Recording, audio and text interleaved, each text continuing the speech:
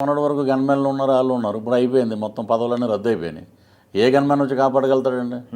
ఇప్పుడు అన్నం పెట్టిన సినిమా ఇండస్ట్రీనే చాలా నీచంగా మాట్లాడి, చంద్రబాబు గారిని మాట్లాడి, సో ఇన్ని రకాలుగా చేశారు కాబట్టి చాలా వరకు వాళ్ళకి ఒక పనిష్మెంట్ లాగా ఎవరో దగ్గరికి చేర్చరండి. అంటే వాళ్ళు ఒక విమర్శ చేయటం వేరు, ఒక లిమిట్ దాటి అన్లిమిటెడ్ అన్నట్టు వెళ్ళిపోయారు. అవునండి, పర్సనల్ అటాక్ లాగా వెళ్ళిపోయారు. అవునవునండి. వాళ్ళ సినిమా పరిశ్రమలో ఇక మనుగడ లేదని మనుగడ లేదండి, ఇంకా లేనట్టే.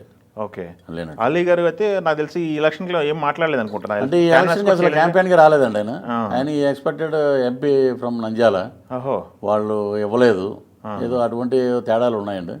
సో ఆయన ఎక్కడ కనపడలేదు, రాలేదు. సో ఆయన ఏముందండి, ఏదో కామెడీ షోలు చేసుకుంటూ ఉంటాడు. ఆయన ఎరా వేరు, అది ఆమోదయోగ్యం. అది ఎవరో పట్టించుకోరు, ఎవరిని హట్ చేయలేదు, ఆయన హట్ చేయలేదు, పట్టించుకోవడం కూడా పట్టించుకోరండి.